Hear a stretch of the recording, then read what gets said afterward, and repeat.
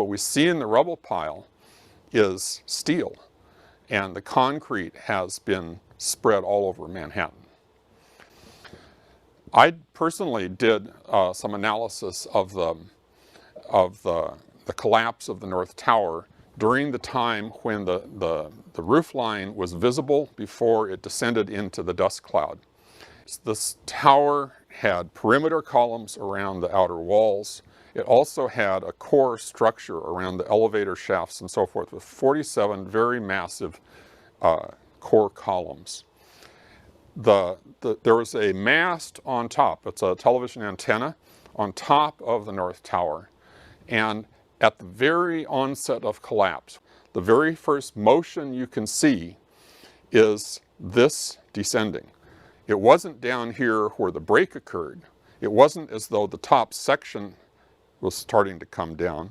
What was happening was the top of the building was coming down before the break point, if that's what it was, even began. So you see a crushing of the top section of the building. And the tower was directly supported over these core columns. So if you have 47 core columns and you take the roof line, which is coming straight down, that has to be that those core columns were basically eliminated.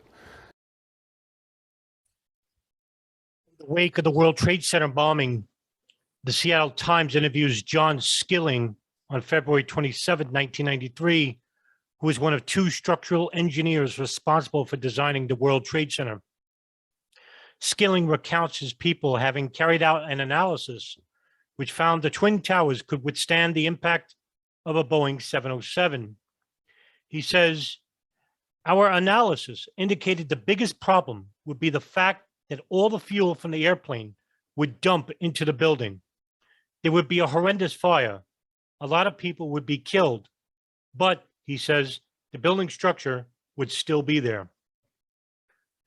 The analysis Skilling is referring to is likely one done in early 1964 during the design phase of the towers. A 3-page white paper dated February 3rd, 1964, described its findings. The buildings have been investigated and found to be safe in an assumed collision with a large jet airliner, a Boeing 707 DC-8, traveling at 600 miles per hour. Analysis indicates that such collision would result in only local damage, which could not cause collapse or substantial damage to the building. It would not endanger the lives and safety of occupants not in the immediate area of impact. However, besides this paper, no documents are known detailing how this analysis was made. The other structural engineer who designed the towers, Leslie Robertson, carried out a second study later in 1964 of how the towers would handle the impact of a 707.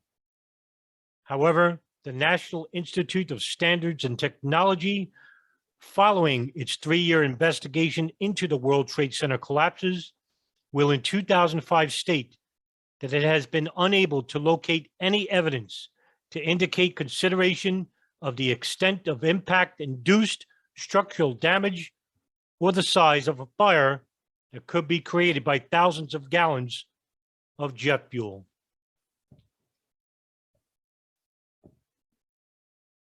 January 25th, 2001, Frank DiMartini, an architect who works as the World Trade Center's construction manager, is interviewed for a History Channel documentary about the World Trade Center towers. He would say, "I believe the building probably could sustain multiple impacts of jetliners because this structure is like the mosquito netting on your screen door. This intense grid, and the jet plane is just a pencil puncturing the screen netting. It really does nothing to the screen netting."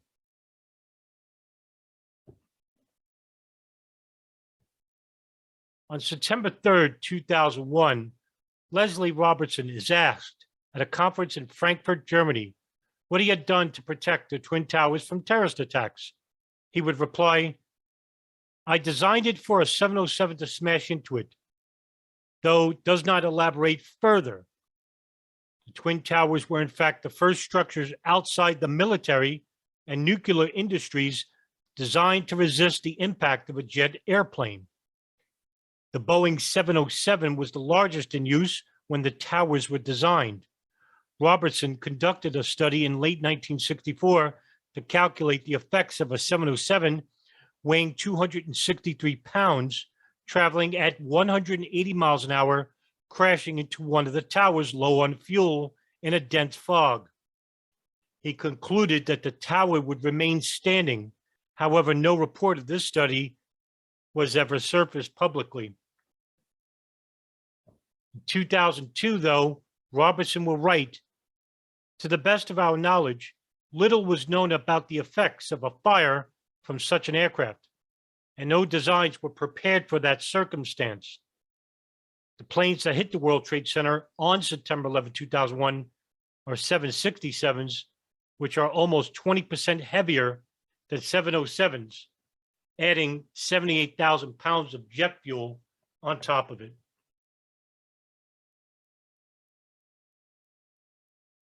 At 6:47 a.m. on September 11, 2001, according to later reports, including the National Institute of Standards and Technology on June 2004, page 28, the alarm system in World Trade Center 7 is placed on test status for a period to last 8 hours.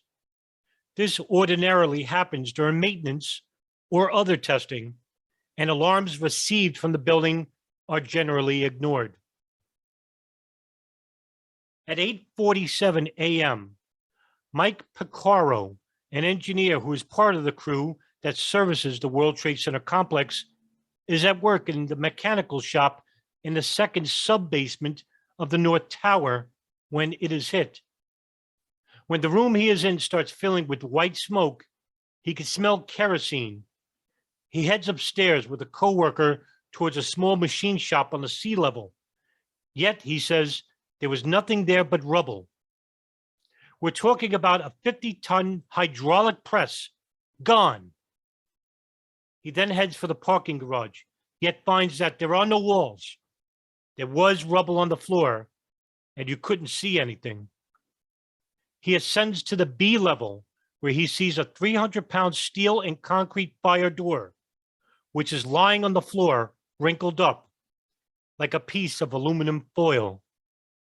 Picaro recalls seeing similar things at the center when it was bombed in 1993, and is therefore convinced that a bomb had gone off this time. When he makes it into the main lobby, he sees massive damage. The whole lobby was soot and black. Elevator doors were missing. The marble was missing off some of the walls. 20-foot section of marble, 20 by 10-foot sections of marble gone from the walls. Broken glass everywhere. The revolving doors were all broken, and their glass was gone. Picaro says he only later hears that jet fuel actually came down the elevator shaft, blew off all the elevator doors, and flames rolled through the lobby. That explained all the burnt people and why everything was sooted in the lobby. He makes it out of the North Tower before it collapses. At 9:47 a.m., a man who is on the 105th floor of the South Tower calls emergency to report that floors below his location in the 90-something floor have collapsed. The 911 operator types a record of this call into the Special Police Radio Inquiry Network, or SPRINT, data link, which will be passed on to the New York Fire Department's Emergency Medical Service, EMS. It isn't known when the call is made exactly, but the EMS dispatcher computer apparently receives the call at the time. However, because it is classified as a supplement message, it is not yet read by anyone. The police dispatcher dealing with the area around the World Trade Center also receives the call record, but misinterprets it as meaning that the floor the person is on has collapsed. EMS dispatchers are dealing with an enormous volume of calls, as well as performing many other tasks under extreme pressure during the crisis, so a report later concludes that the EMS operators didn't have the time to review the information before the collapse of the South Tower at 9:59 a.m., and the fire chiefs never received the information. At 9:50 a.m., video footage later reveals that in the minutes before the collapse of the World Trade Center South Tower, a stream of what looks like molten metal or aluminum pouring out of a window opening around the northeast corner of the 80th floor. FEMA later suggests that this is possibly aluminum from the airliner and comments, "This is of particular interest because although the building collapse appears to have initiated at this floor level, the initiation seems to have occurred at the southeast rather than the northeast corner." According to the National Institute of Standards and Technology, the composition of the flowing material can only be the subject of speculation, but its behavior suggests it could have been molten aluminum. However, physics professor Stephen E. Jones will in 2006 dispute this, saying that molten aluminum is silvery and never turns yellow, like what is in the video footage. He will instead claim the presence of this molten metal supports the theory that explosives, specifically thermite, are what caused the Twin Towers to collapse. He says thermite can cause steel to melt and become yellowish. At 9:52 a.m., two firefighters climbing up the South Tower, Oriel Palmer and Ronald Bucca, have reached the 78th floor, the lower end of the impact zone where Flight 175 had hit. They are just 2 floors below the level where minutes later, its collapse initiates.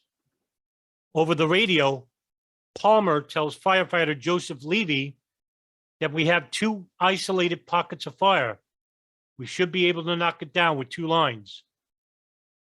The fact that they reached so high up the tower only comes to light almost a year later when a type of radio communications from 9/11 is made public. The New York Times will report that nowhere on the tape is there any indication that firefighters had the slightest indication that the tower had become unstable or that it could fall. Palmer's communication appears to contradict claims that extreme fires contributed to the tower's collapse. Ronald Bucca, a Special Forces veteran, had actually conducted his own private research into Islamic militancy following the 1993 World Trade Center bombing. He'd even taken time in 1996 to attend the beginning of the trial of Ramzi Youssef, the alleged mastermind of the World Trade Center bombing in 1993. At 9:58 a.m., in the lobby of Building 7 of the World Trade Center, EMS Division Chief John Perugia is in discussion with the fire department captain, Richard Rotans, and a representative from the Building Department of Buildings. As Perugia later describes, it was brought to my attention, it was believed that the structural damage that was suffered in both the towers were quite significant, that they were confident that the building's stability was compromised, and they felt that the North Tower was in danger of a near imminent collapse. Perugia grabs Richard Zarillo and tells him to pass on the message that the buildings have been compromised. We need to evacuate. They're going to collapse. New York City MT Zarillo heads out to the fire command post situated in front of 3 World Financial, the American Express building, where he relays this message to several senior firefighters. Seconds later, they hear the noise of the South Tower as it collapsed.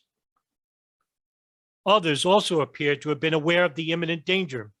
Fire Chief Joseph Pfeiffer, who was at the command post in the lobby of the North Tower, says right before the South Tower collapsed, I noticed a lot of people just left the lobby, and I heard we had a crew of all different people, high-level people in the government.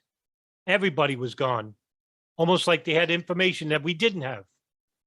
He says some of them are moving to a new command post across the street.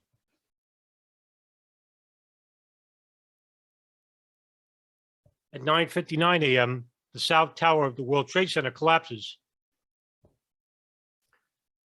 Immediately after the collapse, World Trade Center Building 7 appears to have suffered significant damage at some point after the collapse of the South and North Towers later. Firefighter Butch Brandeis tells other firefighters that nobody is to go into Building 7 because of creaking and noises coming out of there. Deputy Fire Chief Peter Hayden claims that there was a bulge in the southwest corner of the building between floors 10 and 13.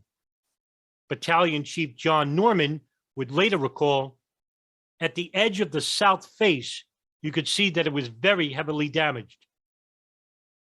Deputy Chief Nick Visconti also later recalls, a big chunk of the lower floors had been taken out on the BC Street side. Fire Captain Chris Boyle recalled, on the south side of 7, there had to be a hole 20 stories tall in the building with fire on several floors. The building would collapse at 5:20 p.m.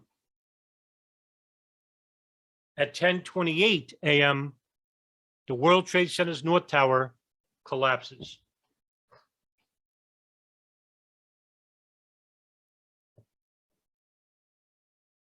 According to an article written on October 9th, 2001, by Stephen Ashley of scientificamerican.com, headliner, When the Towers Fell.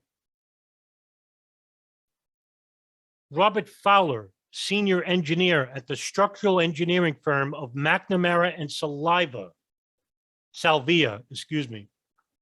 quote, though the World Trade Center towers stood over 1,360 feet above the street level, the structure's bases were actually set 70 feet into the ground, and one had a 100-foot tall antenna atop it. So with 205-foot widths, they had a lot of exterior area facing the wind. Fowler calculated that the approximate maximum wind shear force that a single face needed to withstand to be somewhere around 11 million pounds.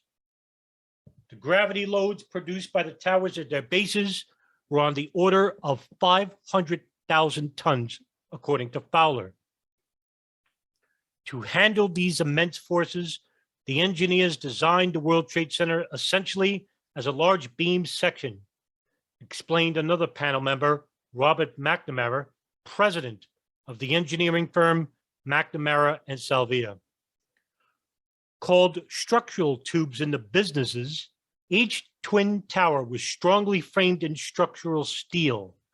The frame comprised inner and outer rectangular box tubes consisting of closely spaced steel box columns connected by steel spandrel members or truss beams that supported 40,000 square foot cross-braced floors, each nearly an acre in area. The impaneled engineers would later say that this configuration created a complex exterior tube around the building and a center tube down the middle. The 90-foot-long central core formed of massive vertical steel columns that held most of the building's weight, contained elevator shafts, stairways, and utility spaces. The core's columns were thicker toward the base to support huge accumulated gravity loads. The outer perimeter tube, a tight prefabricated lattice work with 61 14-inch steel box columns, spaced 39 inches on center on each building face, provided all the bracing resistance against lateral and twisting forces from wind and seismic action. This exterior grid served as a moment frame, providing a large moment arm of torque against overturning and deflection forces. The outer tube bore part of the gravity-induced downward load as well, the crew had noted. With all of its structural redundancies, the World Trade Center was probably one of the more resistant tall building structures, McNamara said, adding that nowadays, they just don't build them as tough as the World Trade Center. His statement is bolstered by the fact that the support structures of both twin towers withstood the initial hits of the two airliners despite the breaching of many levels of framing. After the deletion of key structural members from about the 90th to 96th floors on the north face of the North Tower, one World Trade Center, and from about the 75th to 85th floors of the south, east, and north faces of the South Tower, two World Trade Center, the building skeletals found almost alternative paths to take the loads. Each impact and following explosion imparted first a large local lateral force and then an omnidirectional force to the structures, together causing massive initial damage to the columns and floor systems at the elevation of the crash.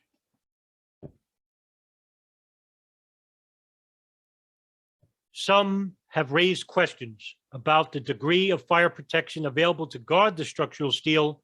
According to press reports, the original asbestos ceremoniously fireproofing applied to the steel framework of the North Tower and the lower 30 stories of the South were removed after the 1993 terrorist truck bombing. Others have pointed out the possibility that the aviation fuel fires burned significantly hot to melt and ignite the airliner's aluminum airframe structures. But there are many who disagree regarding how the towers had collapsed. These people have been speaking out over the years. I leave it to you, the public, to study and come up using your own conclusions using the scientific method.